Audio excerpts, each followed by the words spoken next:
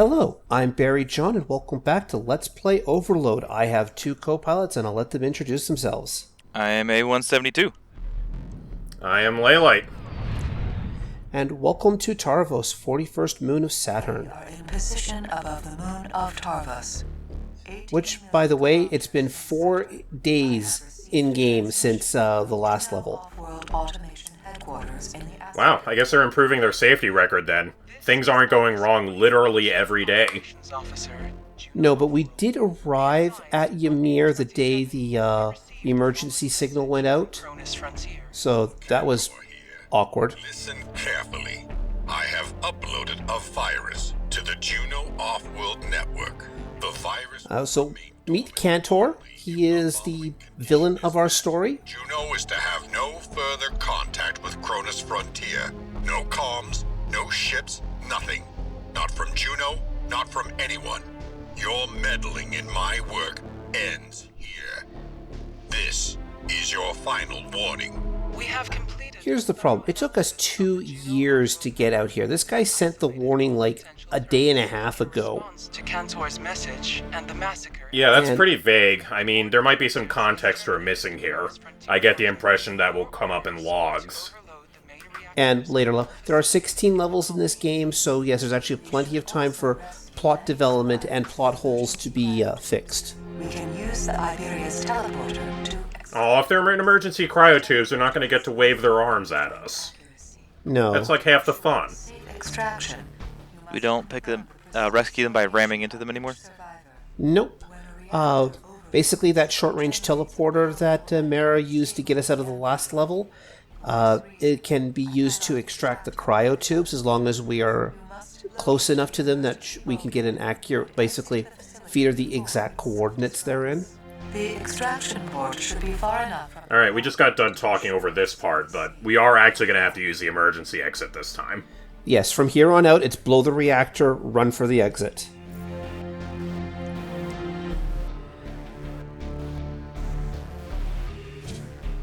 So this is the official introduction to some of the weapons I picked up last level.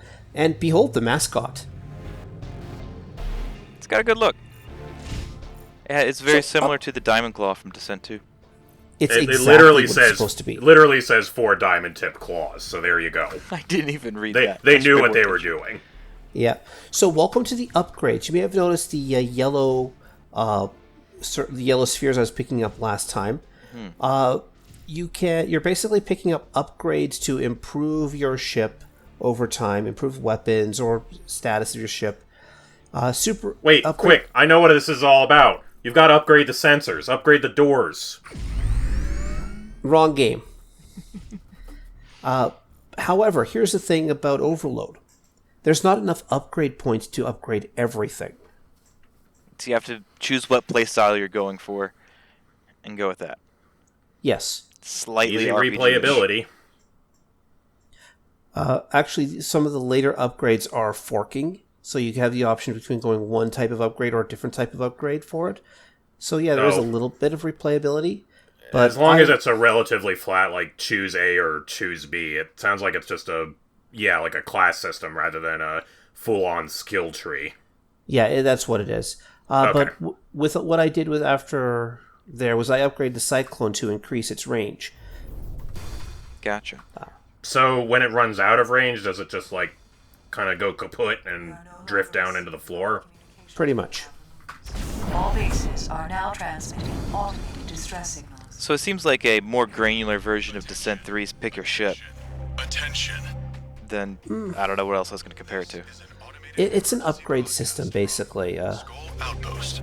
That's really the only way to describe it. It's an upgrade system At this that... Oh. Die. So I suppose there's probably an option to turn off voice messages like this one. Yes. In accordance with the Olympus. Well, actually, this message is baked into the game. It's not a log. It's one of the... As he or she can do so. It's fixed to the game, basically. To proceed with all possible speed to the rescue of persons in distress if informed of their need. You mentioned before the super pickups could let you carry over your capacity on things. Yeah. How far over capacity will it let you go? As far as many super pickups as you can carry. So normally Nice. the Falcon, normally the Falcons, I can carry 20 of at a time. If I pick up one super pickup of the Falcons, that would bring me to 40. If I pick up another one, it would take me to 60. Very nice. All right, you do not have to worry about like wasting missiles by picking up too soon then. No. And that cuts down on the annoying backtracking too. Yeah. But it does once you use your missiles to get back underneath your normal limit, then you're back to regular. So you'll be back. So the super ones actually do more damage. No, it's basically they're not super as in super. It's super as in you're being given 20 of them at a time. Oh, so it's of just a big pickup. Yeah, it's a big pickup that lets. Oh, and by the way, that's the flare. That flare is very flary. That is very effective.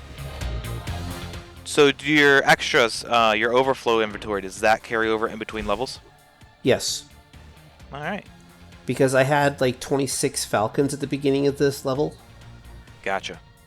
Now this is me just... Sorry guys, if you ever see me pause like this, it's because I'm double checking my my walkthrough and I hadn't yet figured out the best method for quickly glancing Awful polite at of the things. game to not shoot you in the butt while you're just floating there in the middle of a room. I guess it is still early game after all.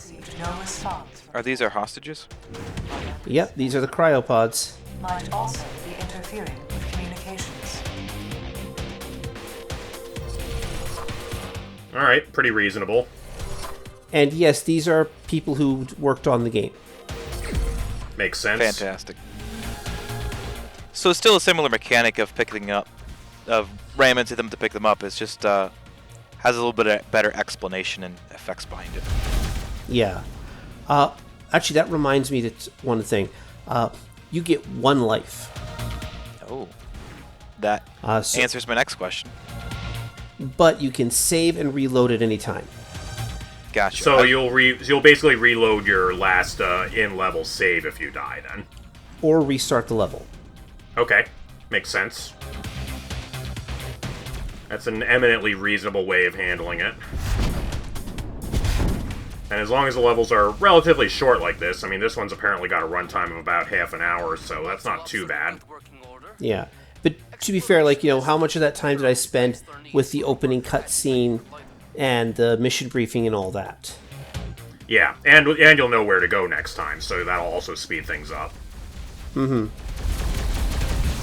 These robots are a good design mix, too, between, like, Descent 2 and Descent 3. They look a little industrial, but they've still got, like, it seems like the edges of them are a little bit silhouetted, but at least they've still got, like, recognizably different shapes. I might prefer it a little bit if it was a little bit more obvious that they were different colors, but at least, like, the glowing bits are very, very different from one another. Oh, speaking of glowing bits, it's not something that I have time to draw attention to when I'm in the middle of a firefight, but when you hit an enemy, a robot, where your hits land, it will start to glow on the hull or the skin of the robot. Oh, so that's why that one was turning green a little bit when some of your cyclone shots were hitting it. Yeah. There was basically damage decals being applied to the ship's skin in order to, give you a visual indication that, yes, you're actually hitting this guy. It seems to be a fair amount of sparks coming off of it, too. You got to keep your mouth shut. Oh, I guess that helps indicate which in a horde of enemies that your shots are landing on, perhaps.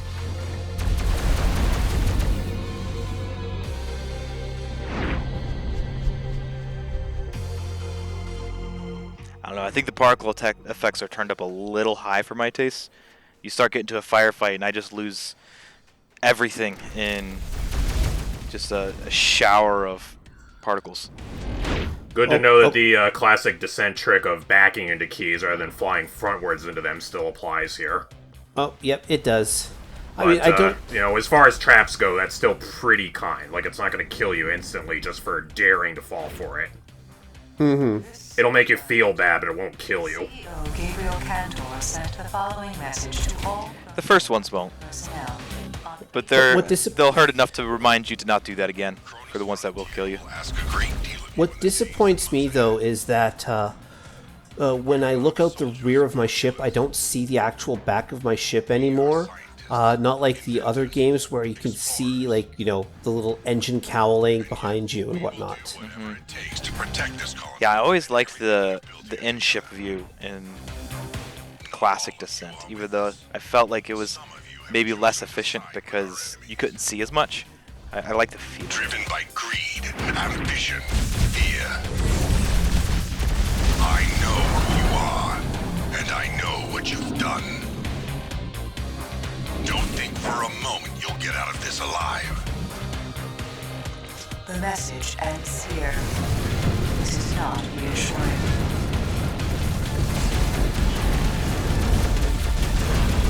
So it seems like some of these guys, I don't think those are hit scan lasers, really. I think they're just high velocity weapons. Yeah. There's no real hit scan at this point. But thankfully it seems like their rotation, like the speed at which they can turn to track you is really slow. So as long as you realize that they're firing on you and get out of the way, then you're pretty safe. Yeah.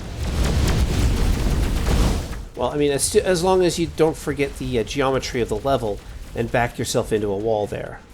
Oh yeah, that's still a problem. But thankfully they're designing everything with nice flat walls and rounded corners, so you can still, even if you're kind of running into a wall, you can still kind of slide away sometimes. Yeah. You don't have those nooks and crannies get stuck on like Descent 3 had. Yeah, you don't have those like little U-shaped depressions get caught in. So hitting those two, guys, I'll actually get back to that in a moment here. Let's grab the security key. There we go. Die. Alright, variation on a theme, but still, not too bad yet. Tarvos report. Cantor's looking for precision, not accuracy. There we go. Gotta tell the big man what he wants. Okay, so secret levels. Basically, secret levels are now baked into the level that they're attached to, rather than being something distinct. And for the most part, these levels are challenge levels, which is to say, can you complete the challenge in a certain amount of time? In this case, it's destroy 40 robots in 3 minutes, and this is a lot. This is a lot harder than you might think. 40 in 3 All minutes right, sounds where like are a the lot. enemies? That sounded hard. What I'm going to be doing is, when this video goes up, I'm also going to be posting my practice or my attempts at this level. That's like 25 minutes of failure run, because it's not easy to do this. How best do I describe it? You're gonna have to play pretty aggressively to kill that many enemies in that little time. Pretty much, yes. I mean, just in metrics of DPS, that sounds like it could be challenging. Yes, like if your flaming ship at 3 hull manages to kill the 40 enemies in time, then the mission doesn't care. You got it done. Yeah. But you go into the level with what you hit that secret door with. No. There we go. Also, super auto ops. These are basically mini bosses. Oh, the camera's letting us know where he is. No, actually, that was the you've reached the halfway mark. Have a little bit of a slowdown. But this guy here, that's he's this. weird, but okay. Yeah. But the invulnerability, that is the only thing that lets me finish this, because I can just ignore my defense and just hold down the attack button. Who's a berserker packing man and a half? I'm a berserker packing man and a half. Yeah. But I do encourage people to... But because here's the thing, though. You get one shot at this level, basically. If you go in and you fail for whatever reason, you are locked out of that secret level. So I reloaded in order to regain access to this until I get to the point where I actually managed to complete the level. So you have to reload your quick save in level 2 main. Yeah. Did I see that when you got halfway to your objective, you got an upgrade point? Yes. Okay. And there you it can gave see you a there. super upgrade. Yep. But you can see there how basically I was basically just spraying and praying with the cyclone for a while there. Yeah, that's a good incentive to track down these secret missions, but at the same time, depending upon how good these super upgrades are, like, you might kind of feel like they're more necessary as opposed to something that you can safely miss out on. There are super upgrade points available in later levels directly. Yeah, I guess if you get enough of them, then, like, missing one might not be such a big deal then. Oh, God damn it, I was looking for you. Ah, the secret descent technique of hiding slightly off-screen. Yeah, I do like how the eyes on these robots glow. Yeah, it really helps it stand out, but also look like it's lurking in the shadows. It gives you the aesthetic that you're going for without being difficult to play.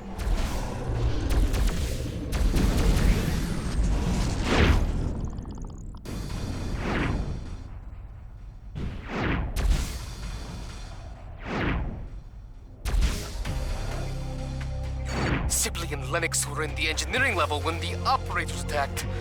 No warning or nothing. Is that another... Enough. Yep.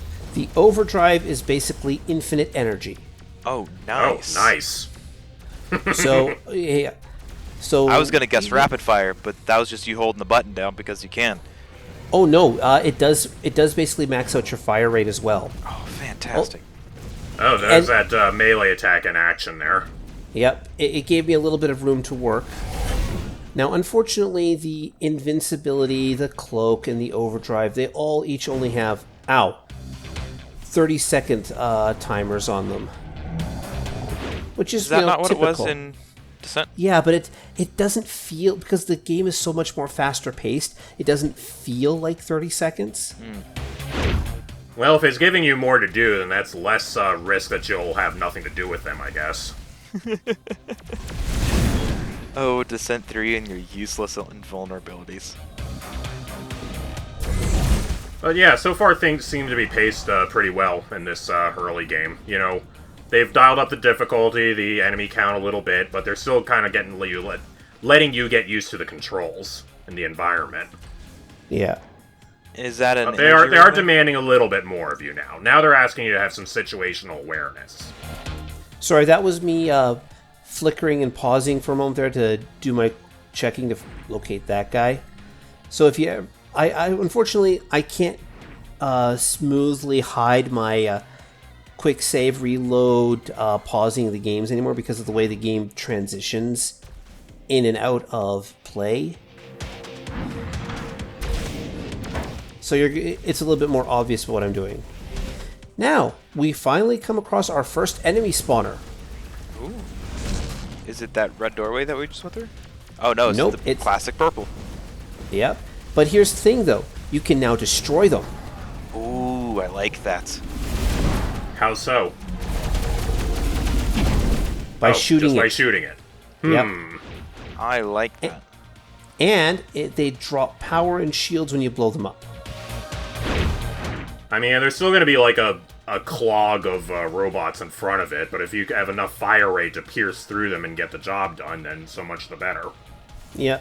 I'm going to spoil something for later levels, but sometimes the enemy spawner is going to be protected by a shield, and you have to find and disable the buttons controlling the shield before you can destroy the generator. Yeah, that's fair. You know, as long as they're consistent with the language that they're using to make sure that you can identify where that shield generator is, then, you know, that's how it gives the level designers more of a ability to control how dangerous a spawner is, beyond just whatever it's dumping out. So here, that was the headlight I flickered on for a second.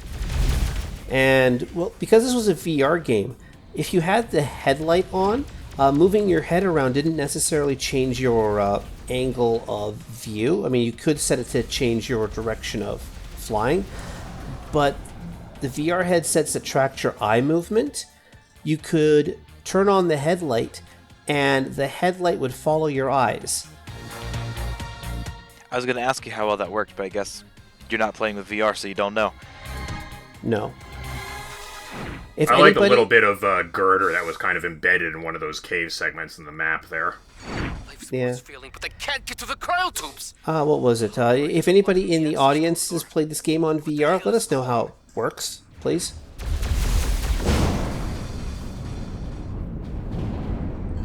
Now I know that that you don't like all the particle effects, but That was really pretty, though. I will admit that. yeah, I know you may not like them, and there's my extra 20 Falcons for this level. But as I was saying, you may not like it, but god damn does it, give the game a chance to show off, and by god it will. Yeah, as before you said, I was like, ooh, that explosion might change my mind on that particle effect, because that was fantastic. So this is the driller. I don't remember if I show it off in this level, but I get a lot of use out of it in later levels. Oh, guess not. It's the centerline weapon. Nice. And that uses the third bar at the bottom there, the one that says 400, because it's a kinetic weapon. It has its own ammo bar.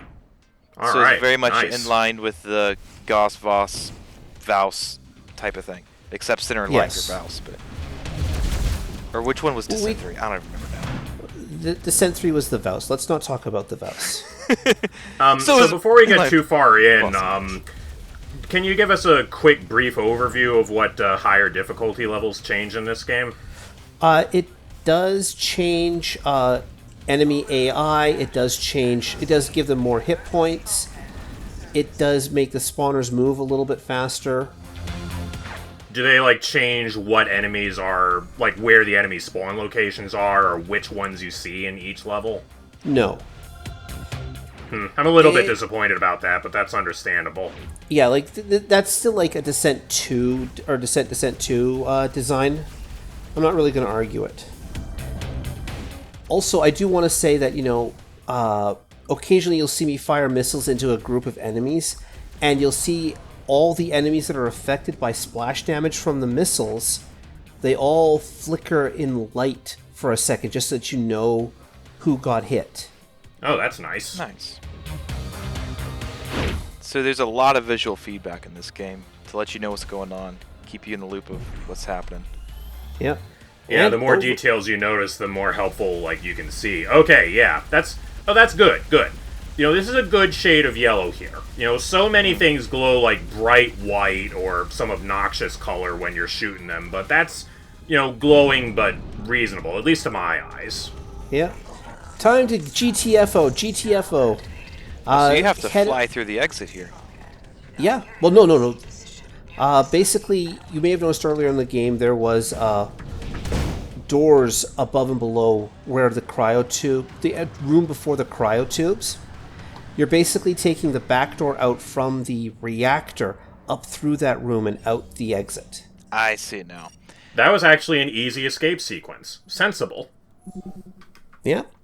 And that is it for Tarvos. I'll see you guys all next time. Thank you for joining me. After I get through all this.